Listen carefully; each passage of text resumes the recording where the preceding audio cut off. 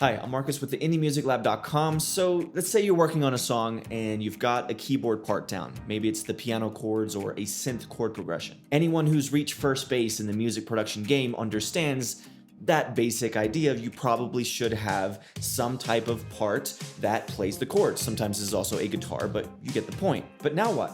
Like, what is the next step? Where should you go beyond just your basic or your main keys or synth part? But that is the question that I'm going to answer in this video. And I'm going to walk you through kind of the way that I stumbled upon these 5 steps that I'm about to show you here is by, in reverse, looking back in hindsight, analyzing how do I tend to actually produce and where do I tend to land, and then analyzing that and being like, okay, there is a bit of a formula here. Now, it's not a completely set formula, but I have narrowed this down for you in this video. I'm giving you a 5-step system for you to run with and implement so that your keys productions can no longer just sound basic like this, but instead you'll have a stack of beautiful layers and just more interesting flavors and colors like this.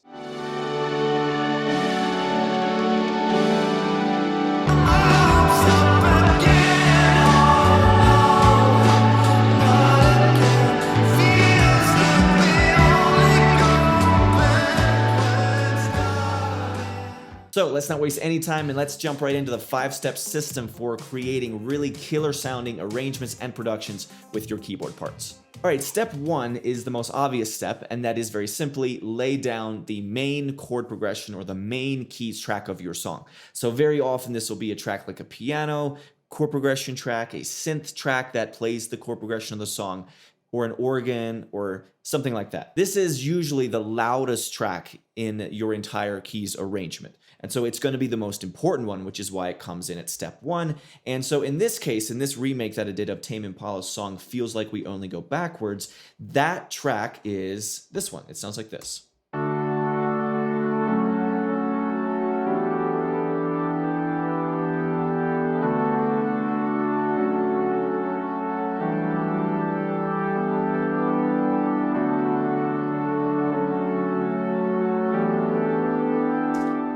All we're doing is just very simple block chords following the chord progression. Now, if the chord progression idea itself is confusing or you're just starting out and you're trying to get a feel for chords and chord progressions, then I do have a free guide. It's called the 6 essential chords in every key. So this will give you the 6 standard chords that you need to know for every single key of any song you play. You really do need to know these because if you want to then expand beyond that, it's going to be so much more everything's going to make way more sense if you understand the 6 essential chords in every single key, and you can play a lot of songs using those 6 chords. But then from there, it'll allow you to have a reference point to expand beyond that. But you do need to know the 6 essential chords first. And so if you don't really have an understanding of that, I'll leave a link in the description below if you want to check out that free guide.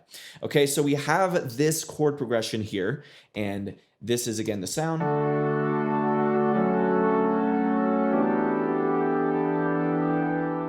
Now, since Omnisphere is my go-to piece of software whenever I'm trying to just explore with different sounds, that is what I ended up using. And I just stumbled across this preset. It's called the Busted Paraphonic Cello Sound.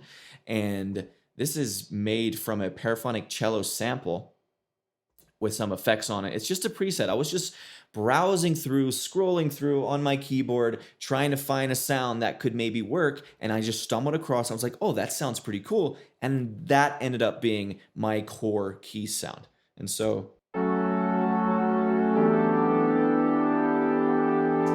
now, an important point, when it comes to me choosing this particular sound, there was a lot of randomness involved. I just browsed through some presets until I found a sound that I thought sounded cool, that my ears perked up. We're like, oh, that's cool, that could work. And then it ended up working. So whether or not you have Omnisphere, I know Omnisphere is a very expensive piece of software, and there's a lot of expensive pieces of software that I don't have. And in cases where I don't have those expensive pieces of software, I can usually get by just fine by using what I have. An example of that is I don't have the most expensive piano virtual instrument, but the Addictive Keys by XLN Audio, that's my go-to for anything piano related. And is it the best in the world? No, but it gets the job done. And so you probably have pieces of software, VST instruments that even come stock with your DAW, whichever DAW you use, that you can find sounds like this. You can find really interesting stuff inside of your DAW. So make sure that you know what you have before you go and spend a bunch of money on a piece of software. So that is step one. Just get the main keys track down. There's one more thing I will point out here is notice how it becomes very open when it comes to the verse. So I'm going to turn everything back on. As we go out of the chorus into the verse, notice how this main keys part becomes much more sparse.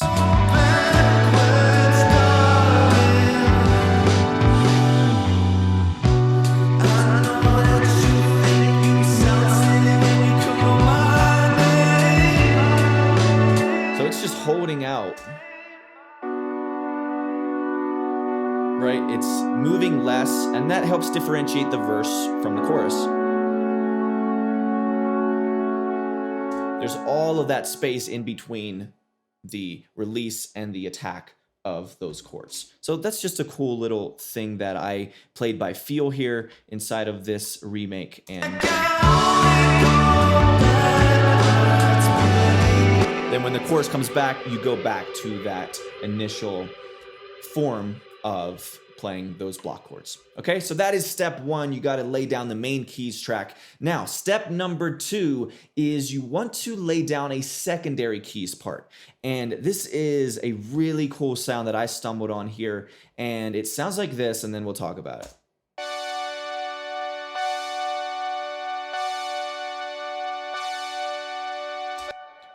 So it's just playing the one chord. Again, if you download my 6 essential chords in every key, you'll see what the one chord is in every key. This is just the one chord. Blah, blah, blah, blah, over and over and over again. But it works so well because we already have the main keys part that we just talked about that already has the chord progression laid down for us. So we already have a pathway to follow. And then when you play just the one chord on a secondary part, it really creates a really cool color against it. And so if I put the two together, the main keys part and then this part, listen to how it sounds.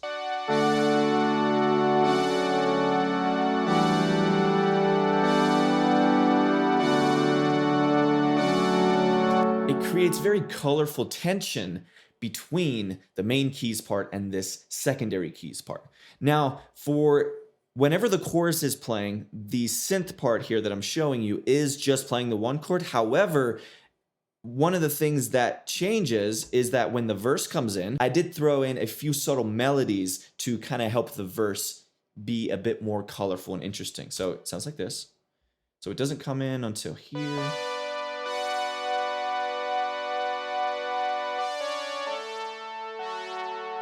So I do change it up. I'm no longer playing just the one chord. I'm actually riffing around a little bit.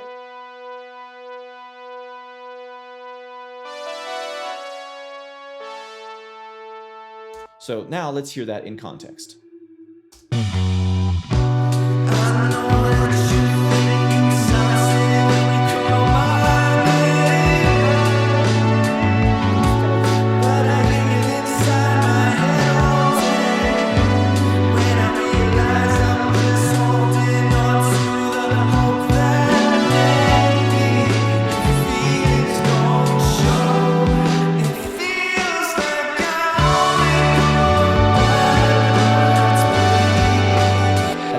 Back to just hammering on that one chord over and over and over again.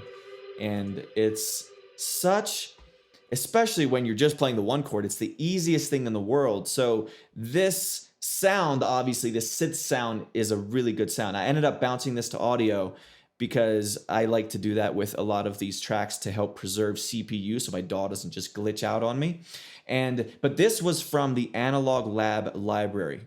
And that was just an example of this MIDI keyboard. This is an Arturia Keylab 61. The Analog Lab software came with the keyboard. And so since I had it, I browsed through some presets and I found this really basic but yet really authentic sounding synth patch.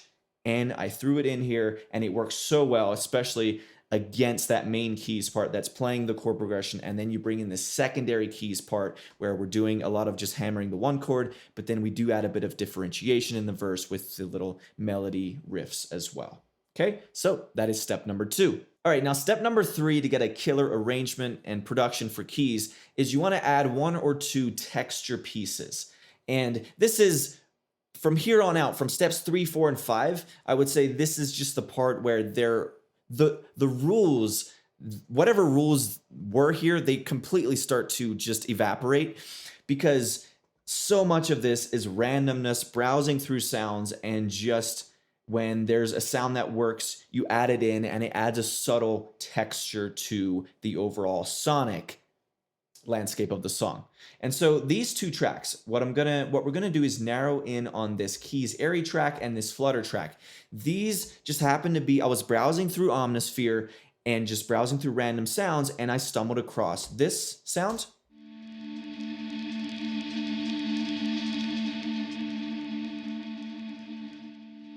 And it just fades in, kind of has a bell curve type of sound.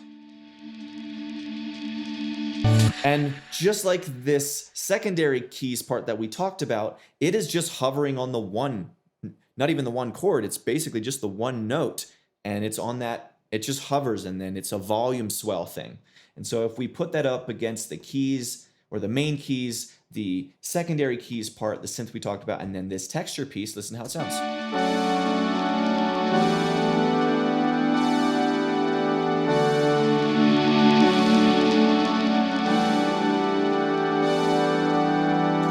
Very subtle, it just adds a little bit of texture.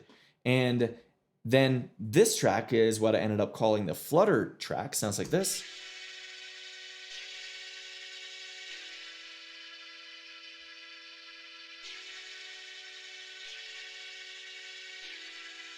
Okay, now this, if I'm reading this right, I did also bounce this to audio.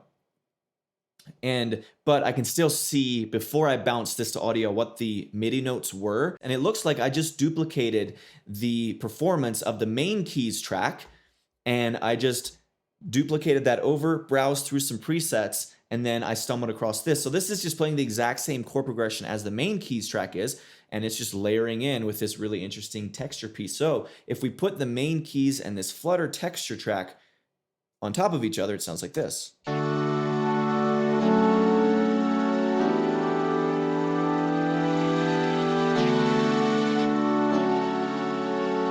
Bring in the others.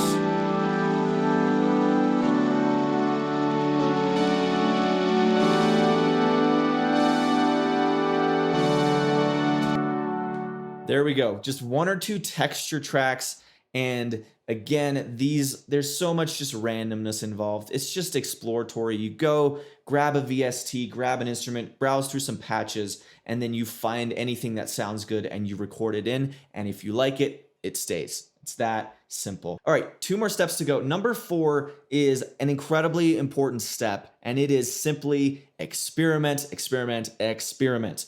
This is where so often when you have your initial track, like this keys track, and then you're like, okay, I want a secondary part to kind of play against the keys track, which is what we did in step 2. And then you're like, hey, let me browse through and have some fun with adding a couple perhaps textured sounds to it. And we added the 2 textured sounds. But sometimes that's not quite enough to really get you a detailed production and a colorful sound that you can especially, and this is especially relevant for the final step, that you can then pick and choose and put in different parts of the song, right? Because it's not like all the tracks are active from start to finish. The more tracks that you add, the more creativity that gives you to be like, I only want this sound here and nowhere else in the song. I only want this over here and not here, but in everywhere else. Like, it's that type of game that you can play to really create just interesting productions, because the sound is always moving. It's always transforming into something new, or it's moving between the different sections of your song, and it keeps the listener more engaged than if you don't do that. But I'm getting ahead of myself. Let's actually just focus in on this idea of experimentation. What can happen when you're like, before I move on from the keys parts, let me do some experimenting and see if there's just something else out there that I could perhaps add to it. Well, listen to what happened when I used that, when I took my own advice on this song. I landed, or I stumbled upon this reverse piano track.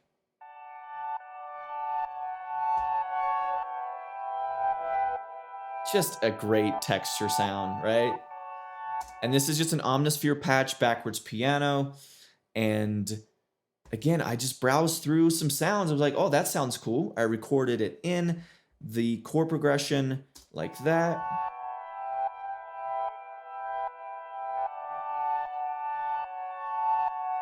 And it just layers in really nicely with everything else. Listen.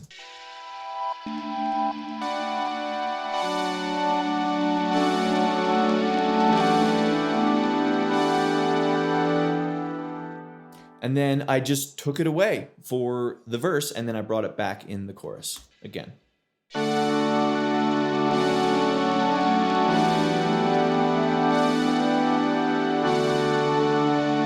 It's so nice. It just has this momentum to it, this energy about it that I've always loved the sound of a reversed piano.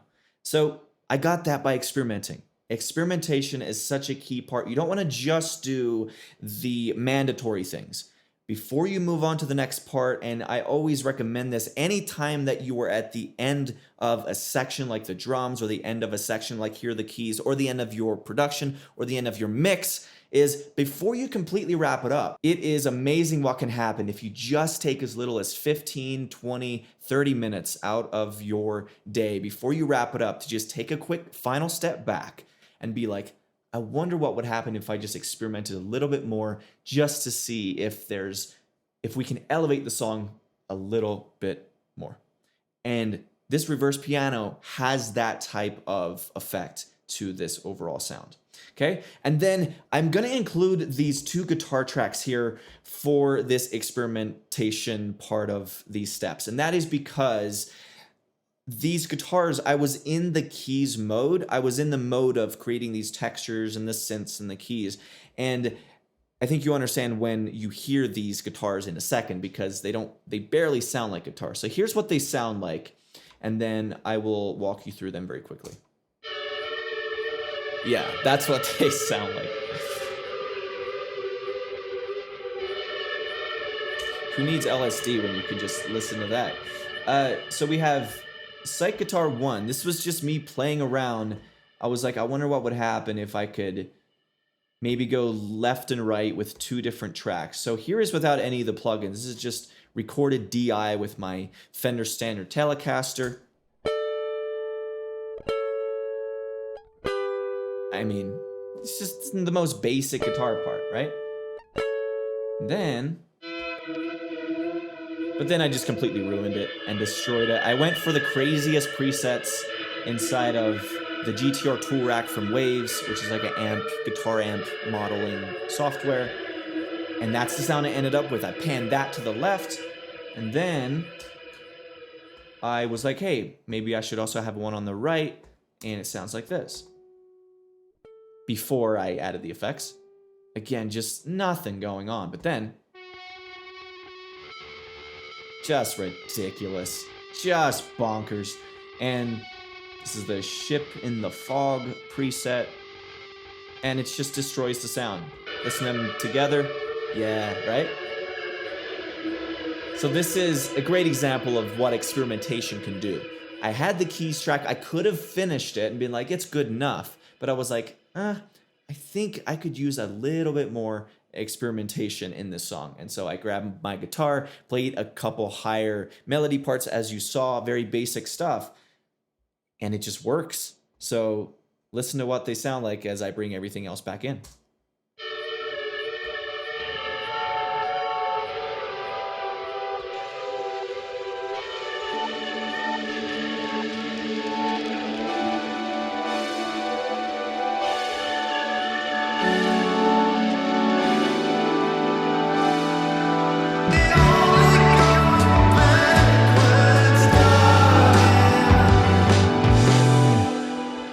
And finally, step number 5 to get killer sounding keyboard productions and arrangements is you want to leverage absence in your arrangement. Now, I alluded to this in step 4, but what I mean by absence here is when you have multiple tracks, and in this case, we're talking about the keyboard parts. When you have multiple parts, you don't want them all to be active at the same time all throughout the song from start to finish. you want to create absence. You want to create differentiation. You want to create a sense of like the song or the part is there, but then it's not. There's this feeling of giving you a gift and then withdrawing it. And then that makes you want it more, right? It makes you want to hear it again.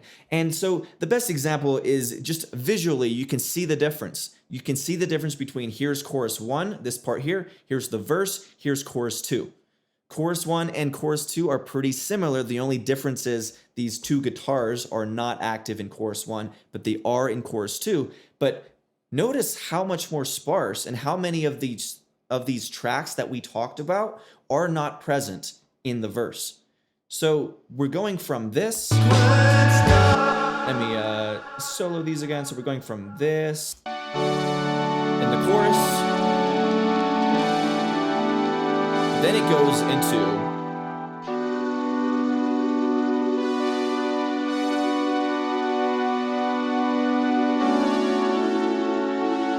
it's just so much less happening.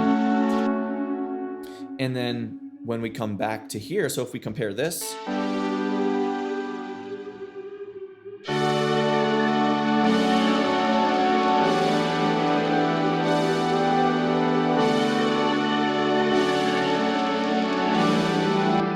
that's the power of absence.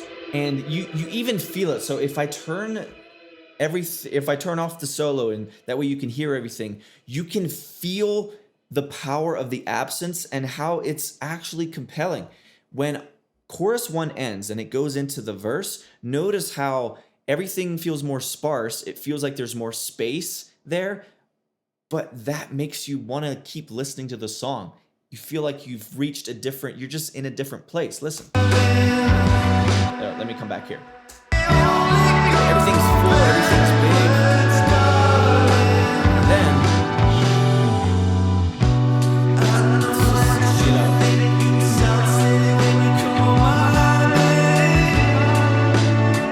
but then that prepares you because of that. It's just like a story. Music is a form of storytelling. And so when you just bring the energy down slightly, it gets you excited again for that boost, for the peak of when the chorus hits again.